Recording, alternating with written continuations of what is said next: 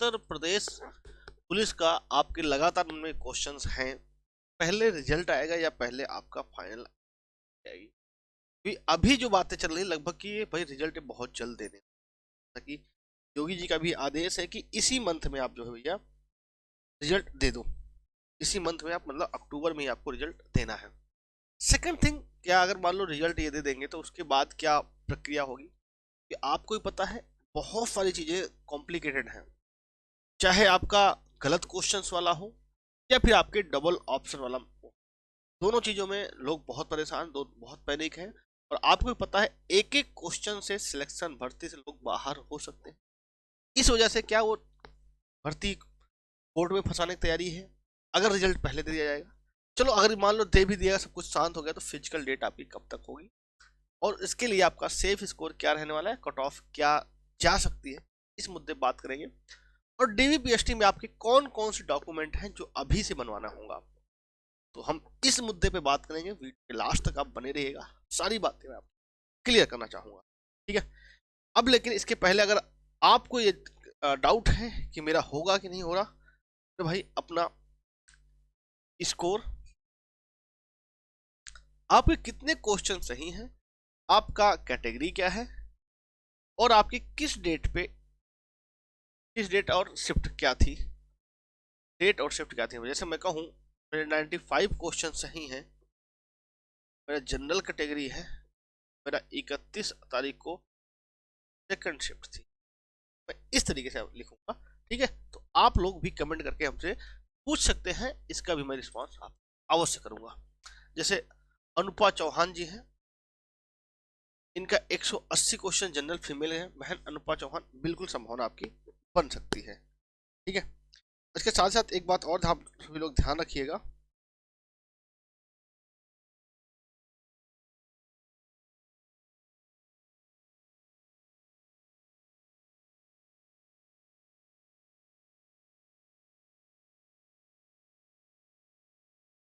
ठीक है।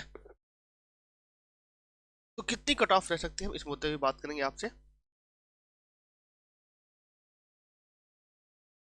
चलिए, तो अपना इस फॉरवर्ड में आप कमेंट बॉक्स में कमेंट करिएगा।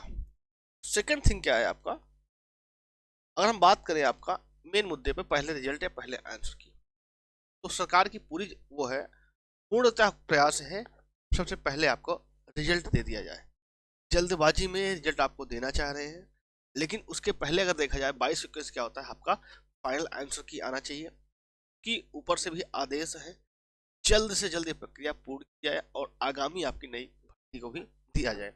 आगामी आपकी नई भर्ती 40,000 का जो योगी जी ने खुद ये कर दिया है कि ये बहुत जल्द आपका ये सारी चीजें हो जाएंगी, ठीक है।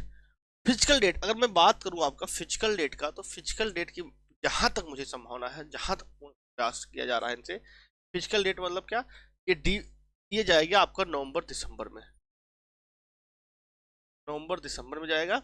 लेकिन रही बात आपका डीवीपीएसटी, तो ये आपका सेकेंड वीक ऑफ नवंबर, मतलब 15 नवंबर के आसपास ये आपका प्रारंभ हो जाएगा। 15 नवंबर के आसपास बिल्कुल प्रारंभ हो जाएगा। अब आप कहोगे फिर सेम मुद्दा हमारा बताओ, सेफ स्कोर या कट ऑफ क्या रहने वाली है। तो आइए हम मेन मुद्दे पे बात चलेंगे, सेफ स्कोर आपकी कट ऑफ क्या रहेगी। इसके लिए पहले हम बात कर लेंगे, आपका दो वैकेंसी इसके पहले हुई थी, 41,520 और 49,568, ठीक है। इसका पहले हम बात कर लेते हैं, जो फिजिकली कट ऑफ गई थी आपका, जनरल का 215 गई थी, एससी का 172, एसटी का 135 और ओबीसी का 204 गई थी। ये तब गई थी जब यहाँ पे नॉर्मलाइजेशन में 25 से 30 नंबर बढ़े थे लोगों के, कई लोगों को 35 के 40 नंबर तक भी बढ़े, ठीक है। अगर हम उसके बाद जो आपकी वैकेंसी आई थी 49,568, इस मुद्दे बात करें, जनरल की 185, ओबीसी की 172, एससी की 145, एसटी की, अगर आप इसको ध्यान में रखेंगे, इसको अगर आप ध्यान में रखोगे, और यहाँ पर ध्यान में ये भी रखना होगा कि 15 से 20 नंबर आपका नॉर्मलाइजेशन में मार्क्स बढ़े, उसके बाद अगर आप मुद्दे पे आओगे कितने नंबर तक आपकी कट ऑफ जा सकती है, ठीक है। अब एक बार ध्यान रखें, कट ऑफ कम रहने के जो मैं पॉइंट बता रहा हूँ, ठीक है।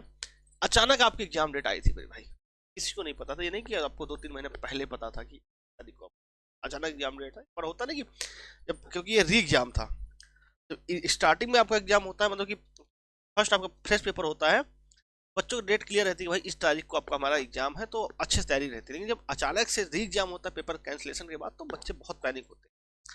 ठीक है, सेकंड क्या, पेपर में धांधली नहीं है। अब आप कहोगे फिर धांधली नहीं है तो क्या लेना देना? अरे भाई आपने यूपीएसआई में देखा, लोग 5-5, 6-6 मिनट में पूरा क्वेश्चन निपटा दिए थे, ताकि उसका कुछ नहीं हुआ था। इस बार भी अगर आप देखते हैं, अगर ये वैकेंसी आपकी पेपर कैंसिल नहीं होता, तो देखते कट ऑफ कहाँ तक। इस बार धांधली के वो नहीं है, और क्या है, गलत क्वेश्चंस हुए हैं। अब गलत क्वेश्चन से कैसे हो सकता है? गलत क्वेश्चन से क्या हुआ, बच्चे जैसे मान लो वही मैथ का एक क्वेश्चन से एक गलत हो गया, बच्चा तो यही करता है भाई, क्वेश्चन लगाया, सॉल्व किया, उसके ऑप्शन मैच किया तो ठीक है, नहीं ऑप्शन मैच किया तो अपने इतना कॉन्फिडेंट किसी के अंदर नहीं होता कि सीधे ये बात बोल दे, भैया अगर कोई ऑफर मेरा मैच नहीं कर रहा है तो क्वेश्चन ही गलत होगा, ये कहने की हिम्मत नहीं होती। होता क्या है, फिर वो पैनिक होता है, फिर 2 बार लगाता है, फिर 3 बार लगाता है, रीजनिंग के क्वेश्चन गलत थे। अगर मान लो जीएस का क्वेश्चन गलत है तो उसमें कम टाइम वेस्ट होता है, गलत क्वेश्चन को टाइम वेस्ट हुआ है। और रही बात आपका क्या है, नॉर्मलाइजेशन। अब नॉर्मलाइजेशन में कोई जरूरी नहीं कि सबके नंबर बढ़े, और नंबर घटते भी हैं, बात का ध्यान रखोगे। अगर सारी पूरी प्रक्रिया को ध्यान में रखा जाए तो कट ऑफ कितनी जा सकती है। अगर मैं बात करूं आफ्टर नॉर्मलाइजेशन की बात करोगे, तो आपका अभी जो आपकी बनती है जनरल की 200 के आसपास रहेगी, ईडब्ल्यूएस 190, पीसी 195, एससी 175, एसटी 160। ये मेल का।